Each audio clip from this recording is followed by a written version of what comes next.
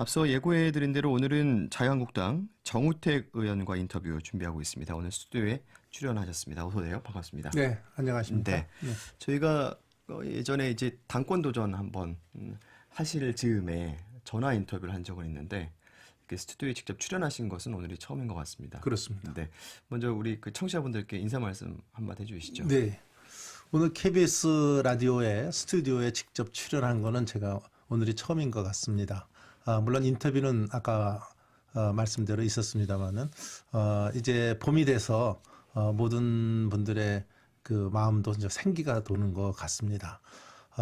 근데 이 우리들 마음에는 봄이 온 것 같은데 실생활에는 봄이 안 온 것 같아요. 그거는 역시 우리의 삶이 경제를 중심으로 움직이고 있는데 이 경제가 소위 돈의 흐름이 흐르지 못하고 또 지금 여러 가지 정부의 잘못된 정책으로 국민들이 지금 많은 특히 자영업 하시는 분들 또 중소기업 하시는 분들이 고통을 받고 계십니다. 그래서 저는 봄은 왔는데 봄이 오지 못한 출래불사춘이 아닌가 이렇게 생각합니다. 하지만 우리 시민 여러분들 그 가정에도 또 한 분 한 분 개인에도 봄이 가득하신 새봄이 맞이하시기를 충심으로 기원드립니다. 네.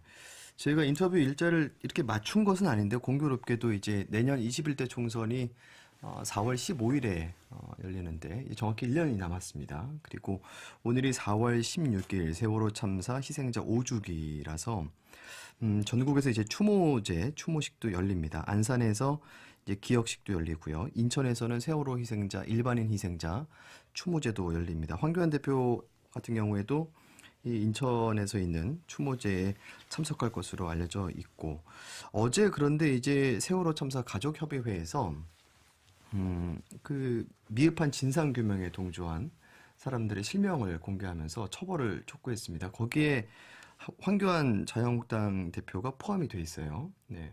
여기에 대해서는 어떻게 보십니까? 글쎄요. 그거는 저는 가족분들이야 얼마나 그 애타는 가슴과 또 아픔이 있지 않겠습니까? 근데 저는 그동안에 충분한 그 조사가 이루어졌고 또 재판 과정도 이루어졌다고 보고 있습니다. 따라서 저희들이 그 세월호 사건에 대한 다시는 그러한 재난이 발생하지 않는 그런 우리의 마음가짐이 필요하다고 보고 있고요. 이것을 자꾸 그 과거로 돌리는 것 자체는 저는 바람직하지 않다. 왜냐하면 그게 충분한 조사가 안 이루어졌다면 모르겠습니다. 보는 사람의 관점에 따라서는 다르겠습니다만은 그동안에 많은 기간 동안에 조사와 재판 과정이 이루어졌기 때문에 저는 그걸로 어느 정도 국민들이 세월의 과정에 대해서 충분히 이해하시고 또 처벌받아야 될 사람에 대해서는 충분히 처벌을 받았다. 저는 이렇게 판단을 하고 있습니다. 네. 저희 이제 앞선 방송 김경래 최강 시사에서 또 세월호 관련된 이야기를 하면서 이제 솔직하게 말씀드리면 지겹다 이렇게 말씀하시는 분들이 많이 계세요. 그리고 차명진 전 의원 같은 경우에는 어제 이제 SNS에 유가족에 대한 원색적인 비난까지도 했다가 이제 글을 수정하기도 했는데 말씀하신 것에 따르면 지금까지 세월호 참사 그 아픔과 교훈을 잊지 않기 위해서는 노력을 다 해야겠지만 진상규명은 어느 정도 이루어졌고 조사도 충분히 이루어졌다 이렇게 보시는 거죠? 저는 그렇게 보고 있습니다. 예. 네. 그러면 이 세월호 유가족 협의회에서 이렇게 황교안 전 법무부 장관 지금 당대표를 책임 있는 자 처벌을 받아야 된다라고 명단을 발표한 것은 부적절하다라고 생각을 하시나요? 글쎄 부적절하다 이거보다는 이제 그 정도 우리가 그 아픔을 같이 하면서 또 그것을 잊지 않는 기억을 가지면서 앞으로 나가는 것이 낫지 지금 그동안에 처벌받을 사람이 충분히 저는 처벌을 받았다고 봅니다. 근데 아직도 열한 사람이 못 받았다 하는 것을 찝어내서 다시 조사하자. 그렇게 되면은 우리가 앞으로 나가지 못하고 그 뒤에 일어난 일에 대해서 계속 매달리게 되기 때문에 그런 것보다는 우리 그 희생이 더 헛되지 않도록 우리가 마음가짐을 가져가는 것이 더 좋지 않겠느냐. 우리 국민 통합적 차원에서도 좋지 않겠느냐 그렇게 생각을 합니다. 예. 황교안 당대표 이야기가 나왔으니까요. 지금 이제 당대표 황교안 체제가 출범한 지 2달이 채 안 된 것 같아요. 2월 말쯤에 출범이 됐으니까. 나경원 원내대표까지 포함해서 지금 당 지도부는 잘하고 있습니까? 저는 잘하고 있다고 보고 있습니다. 왜 그러냐면 저도 제일 처음에 황교안 대표가 할 때는 정치를 안 하셨던 분이기 때문에 초보 운전에 비유하기도 하고 예. 이렇게 걱정을 했습니다. 근데 지금 들어와서 하시는 거 보면 생각보다 제가 보기에는 이 초보 운전보다는 중견 운전급이 아닌가 네. 이렇게 저는 판단을 하고 있고요. 또 한 가지 저희 당의 여건이 좋아진 것은 그동안에 저희 당이 그 개파 간의 알력이나 또는 대립이 굉장히 심해서 많은 분들로부터 지탄을 받지 않았습니까? 이번 전당대회를 계기로 해서 그러한 계파 대립이나 알력은 완전히 수면 아래 가라앉았습니다. 예. 따라서 우리 그 자유한국당이 스스로 내부에서 내분이나 싸우지 않고 통합의 차원으로 나갈 수 있는 여건이 마련됐다 이렇게 생각합니다. 예. 따라서 저는 황 대표한테도 주문을 했지만 이제 우리가 통합의 차원을 바탕으로 해서 저희들이 대한정당으로서 또 정책 정당으로서의 매진을 해 나간다고 한다면 우리가 내년 총선 또 앞으로 올 대선에서 승리할 수 있다. 이런 그 어떤 그 자신감을 갖고 국민들한테 하나하나 신뢰받는 정당으로 나아가는 것이 좋겠다. 이렇게 제가 말씀도 드렸고 예. 그렇게 해 나가고 있다. 이런 점에서 굉장히 저는 좋은 점수를 주고 있다. 예. 이렇게 말씀을 드립니다. 굉장히 후한 평가하시네요. 네, 그렇습니다. 그 이제 정치권으로 들어오기 전에 황교안 전 총리 시절에도 그 전에도 계속 아셨을 거 아니에요. 어떤 분인지. 네. 정치를 그때는 이분이 잘하진 못할 거다 이렇게 생각을 하셨었나 보죠. 난 예. 정치에 대해서 대입을 시켜본 적이 없습니다. 저는 그분은 그 소위 공안검사 출신으로서 검찰에서 쭉 그 잔뼈가 굵으신 분이고 정치를 할 거다 안 할 거다 하는 거는 저는 별로 생각을 하지 않았습니다. 네. 근데 막상 이제 요번에 금년 1월 15일 날 저희 당에 입당을 하면서 정치를 하겠다 이런 생각을 가졌기 때문에 그때 정치를 하면 어떻게 되냐 이렇게 이제 생각을 했지 말씀 그 전엔 중에, 대입을 못 해봤습니다. 죄송합니다만 그때를 돌이켜 보면 이런 취지로 말씀을 이제 정우택 의원께서 하신 것도 같아요. 외부에서 온 사람이 이렇게 수행을 하면 안 된다. 당을 맡기면 안 된다.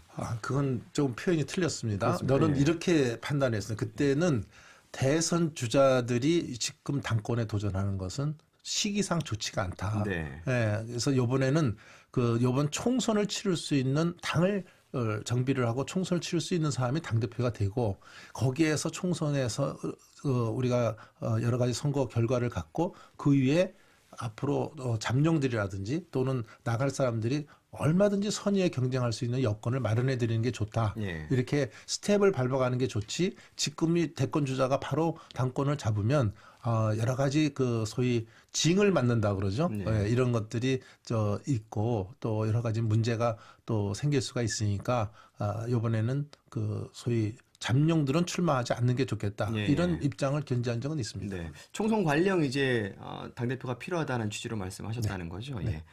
그 말씀하신 것처럼 자유한국당이 황교안 체제가 출범한 이후에 조직도 정비가 좀 되는 것 같고요. 그리고 이제 지지율도 상승 추세에 있고요. 4.3 보궐선거에서도 나쁘지 않은 결과를 받았고 그 대여 투쟁도 나경원 원내대표와 이제 의원들이 지도부에서 많이 나서는 것 같아요. 그런데 지금 올해 들어서 사실 국회가 제대로 잘 돌아간 지가 없는 것 같거든요. 4월 네. 국회도 어제 이제 그렇습니다. 의사 일정 합의가 안 됐고 쟁점 법안도 지금 합의가 안 되고 있는데 이 책임은 어디에 있습니다. 아무래도 그건 인사 책임이 정부 여당에 당연히 있으니까. 국정 운영 책임을 지고 있는 여당에 있는 것이죠. 예. 근데 그것을 지금 만약 예전처럼 예전으로 너무 돌아가지 않고 4월 달 얘기만 하더라도 네네. 소위 캠코더 인사에 따라서 소위 인사가 만사라고 했는데 인사가 망사인 이러한 인사 참사의 행태를 보이고 있기 때문에 지금 국회가 가동이 안 되는 겁니다. 최근에 박영선 장관 내정자라든지 네. 김현철 통일부 장관 내정자에 대한 인사 문제도 국민 여러분이 보셨을 테고 최근에 또 있던 이미선 헌법재판관 문제도 예. 그 판사가 소위 재판에 전념하는 것보다는 오히려 주식 투자에 여기에 올인하는 이러한 모습을 보이는 것이 과연 이것이 정당한 거냐 이런 국민들로부터 여러 가지 비판을 받고 있습니다. 그럼에도 불구하고 국회의 의견이라든지 국민의 뜻을 무시하고 임명을 강행하는 이러한 정부 여당의 행태에 지금 의사 합의가 못 빠지고 있는 이런 행태를 보이고 있습니다. 한 가지 더 말씀드리면 이 문재인 정부가 제가 문제가 있다고 판단하는 것은 뭐냐면 모든 것을 남 탓을 합니다. 예, 자기가 스스로가 무엇을 고쳐가려고 하는 것이 아니고 예를 들면 하다못해 지금 최악의 실업률 자체도 전 정부 탓이다. 미세먼지가 이렇게 최악으로 온 것도 전 정부 탓이다. 20대 지지자들의 이탈 현상도 전 정부의 교육 탓이다. 이번에 최근에는 또 청와대 대변인의 부동산 투기 문제되니까 그건 부인 탓이다. 이번에 이미선 헌법재판관 또 주식거래 문제하니까 이건 남편 탓이다. 네. 이게 남탓 정치를 하고 있거든요. 이것이 아마 국민들이 많은 이런 것을 관점을 보고 있기 때문에 4월 국회가 지금 어저께도 아마 원내대표들이 모였는 모양인데 합의를 못 보는 이런 사태가 벌어지고 있습니다. 네. 이제 박영선 장관 인사청문회 당시에는 이제 청문위원으로 참석도 하셨고요. 정우택 의원께서. 지금 이미선 헌법재판관 후보자 같은 경우에는 애초 기류는 조금 정부 여당에서도 조심스러워하는 것 같았는데 이제 어제 오늘 기류가 좀 바뀌면서 이제 오늘 인사청문 보고서 재송부를 요청할 것 같아요. 그럼 임명 이제 강행으로 간다는 거겠죠. 그런데 어떤 주식 투자 금액이 많다고 해서 단순히 비난을 하는 거다. 이게 어떤 위법성이 없는데 흠집내기 아니냐. 이런 이야기를 하거든요. 아까 무슨 처음 서두에 말씀하신 거를 먼저 네. 돌아가죠. 여당 의원들조차도 한숨을 쉬고 탓을 했습니다. 갑자기 방향이 돌았습니다. 지금은 임명을 강행하겠다는 걸로 가지 않습니까? 그 이유가 뭡니까? 저희들이 판단하기에는 거기에서 만약 밀려나서 다른 사람으로 교체하겠다고 하면은 청와대에 있는 조국 민정수석 또 조현옥 인사수석 책임론이 또 나올 것이기 때문에 여기서 밀리면 안 된다. 정부 여당이 국민의 뜻이 그렇더라도 우리가 더 밀릴 수가 없다. 이런 입장 때문에 지금 이렇게 하고 있는 거거든요. 그러니까 이런 것에 대해서 제가 문제를 하나 제기하는 거고 물론 자본주의 국가에서 돈이 많다는 것에 대해서 탓을 할 수는 없습니다. 그 돈을 버는 것이 불법적이지 않고 정당성 있게 벌었다면 누가 뭐라고 그러겠습니까? 그렇지만 이것을 하는 데 대해서 지금 나와 있는 의혹이 뭐냐면 지금 이미선 헌법재판관이 판사할 때 판사를 하고 있었죠. 판사를 하고 있고 또 남편이 오모라는 변호사가 하고 있지 예. 않습니까? 이분들이 OCI 주식에 사건을 맡았던 분들입니다. 그러니까 내부 거래 정보를 통해서 그런 투자를 갖다 집중적으로 자기 재산이 42억인데 35억을 주식 투자하는 것은 누가 보든지 조금 정상적이지는 않다 이렇게 봅니다. 포트폴리오 투자에서. 예. 근데 그런 내부 정보 의혹을 저희들이 갖고 있기 때문에 이번에 고발도 한 것이고 또 금융 당국에서도 조사를 하겠다. 이런 입장에 있는 사람을 굳이 지금 임명을 강행하겠다는 정부 여당의 태도가 도대체 뭐냐 이런 것입니다. 예. 여의도 소식 한 가지만 더 여쭤보고 이제 좀 지역 이야기를 이어갔으면 좋겠는데요. 연동형 비례대표제 이제 뭐 공수처하고도 연계되어 있는데 패스트트랙에 이제 올리느냐 마냐는 사실 지금 현실적으로 쉽진 않은 것 같기도 하고요. 그래도 마지막 불씨가 남아있다 이야기하는 쪽도 있고 연동형 비례대표제에 대한 정우택 의원의 개인적인 의견은 어떠십니까? 연동형 비례제는요. 옷이 맞지 않는 엉뚱한 걸 들고 나오는 겁니다. 그러니까 대통령제에 연동형 비례제는 전혀 맞지 않는 제도다는 걸 먼저 말씀을 드리고요. 또 한 가지는 연동형 비례제라는 것은 뭐냐면 다당제 형태에서 의석을 소수 정당도 확보하는 것입니다. 지금 연동형 비례제를 얘기하셨는데 연동형 비례제를 채택하는 나라는 지금 독일 빼기는 없습니다. 뉴질랜드도 조금 있긴 합니다만 좀 변형된 것이고 독일이 연동형 비례제지 다른 나라에서 이 제도를 채택하는 나라가 없어요. 유럽조차에도 없습니다. 그런데 왜 독일이 이걸 하냐? 독일은 역사성이 있습니다.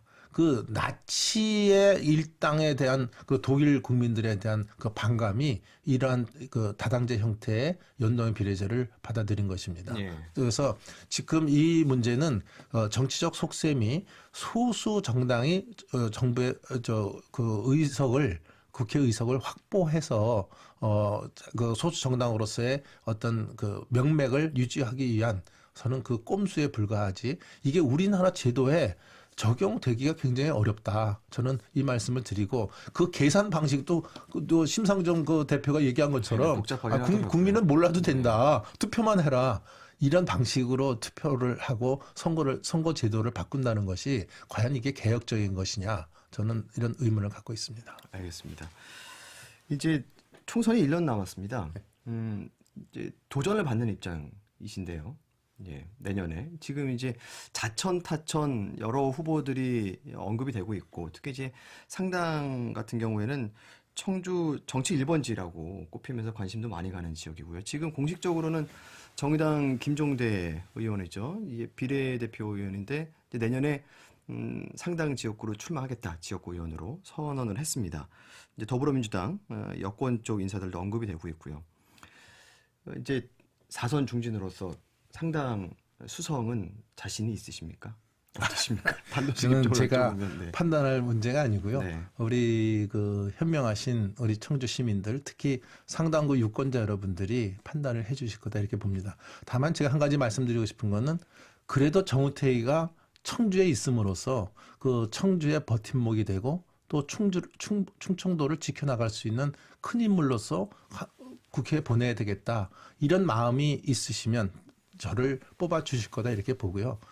저는 그동안 제가 성실하게 제가 그 의정 생활을 해왔다고 저는 자부를 하고 있습니다. 그렇지만 뭐 보시는 분들은 부족한 점이 많겠죠. 그렇지만 그것을 계속 메꿔 가려고 하고 또 우리 통합청주시가 2014년에 발족할 때도 그때 국비 500억을 얻기 위해서 그 뛰어서 그것을 얻어낸 것은 제가 자화자찬은 아니지만 제 노력도 크다. 그러니까 저는 사회라는 게 노장청의 조화를 이루는 사회가 제일 건강한 사회라고 봅니다. 따라서 우리 지역도 다선 의원도 있고 또 초선 의원 새로 들어오는 의원도 있고 이런 조화를 이루어서 우리가 국정에 임할 때 우리 청주나 충북이 발전할 수 있다고 봅니다. 따라서 그런 의미에서 우리 충북에서 다선 의원도 큰 인물도 당연히 필요하다. 그런 점에서 제가 더 노력을 하겠다 이런 말씀을 드립니다. 네, 그 이제 청주권에서 유일한 야당 의원이시고 중진이신데 보시기에 지금 상당 포함해서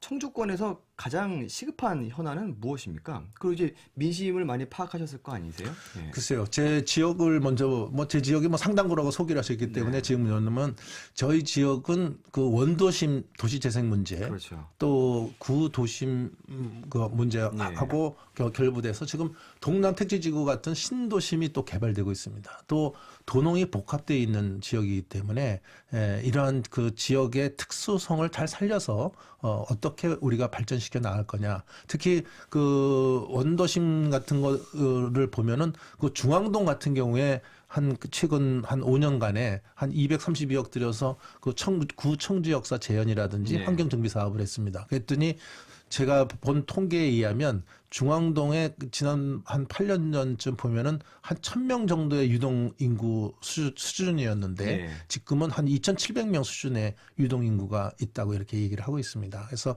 이런 그 원도심 도심 재생 사업에 특별히 좀 관심을 갖고 임하고 있다 이렇게 말씀을 드리겠습니다. 예. 그 미세먼지 같은 경우에 이제 청주 포함해서 충북권이 특히 청주가 굉장히 대기질이 안 좋아서 그렇습니다. 시민들의 불만의 목소리도 높은데요. 그 지역난방공사를 얼마 전에 방문하셔가지고 이 원료 벙커 CU 문제를 빠르게 좀 해결하기 위해서 로드맵을 세우고 있다 이런 이제 보도 기사가 나왔어요. 예. 이건 어떤 내용입니까? 중요한 문제 같은데. 그렇습니다. 예. 지금 미세먼지가 큰 문제입니다.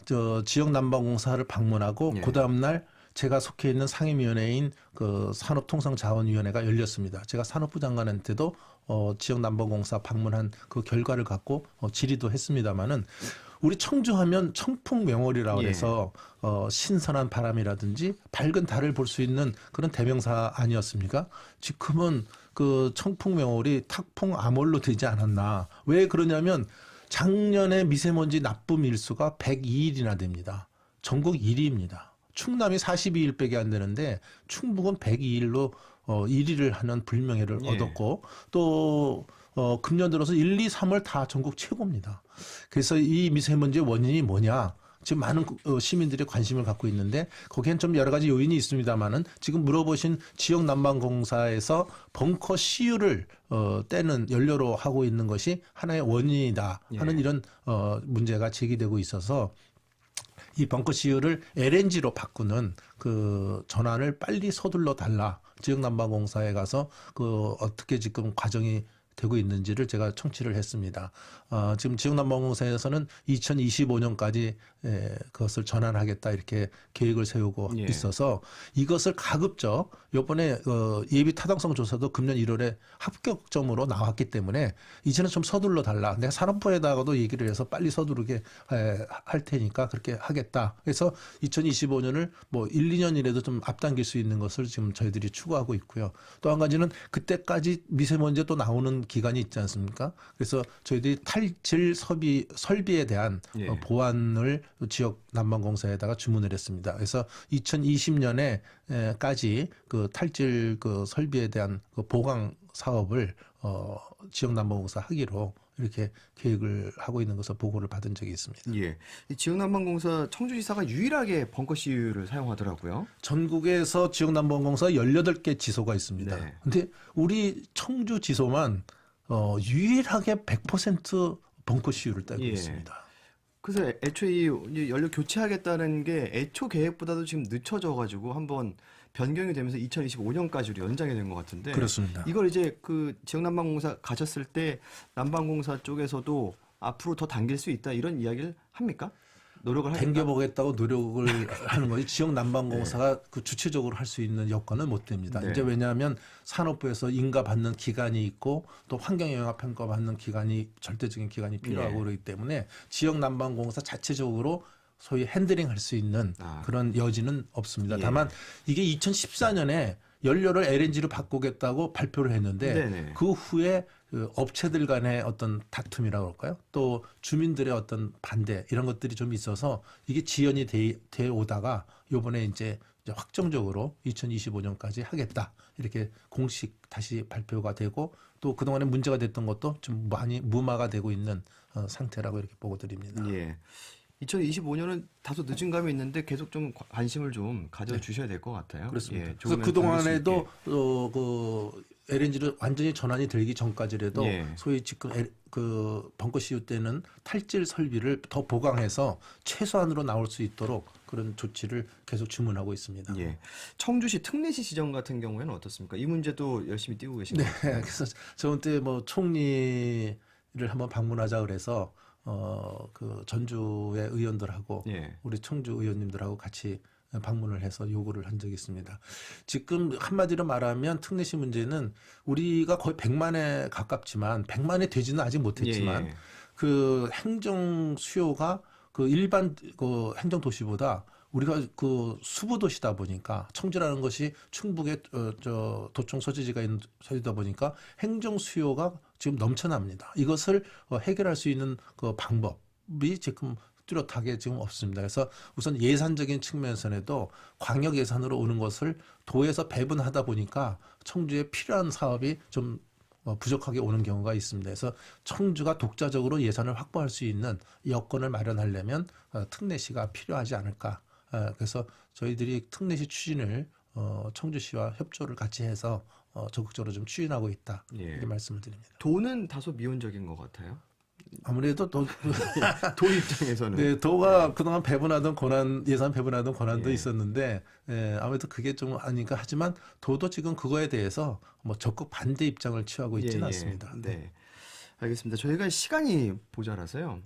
한 달에 한 번 정도라도 출연해서 이야기를 좀 같이 나눠보시면 어떨까 싶은데요. 네, 그렇습니다. 고려해 주십시오. 네, 알겠습니다. 오늘 인터뷰는 여기서 마치겠습니다. 자유한국당 정우택 의원이었습니다. 고맙습니다. 네, 감사합니다. 시사투데이 오늘 순서 마치고요. 저는 내일 아침에 다시 찾아오겠습니다. 안녕히 계십시오.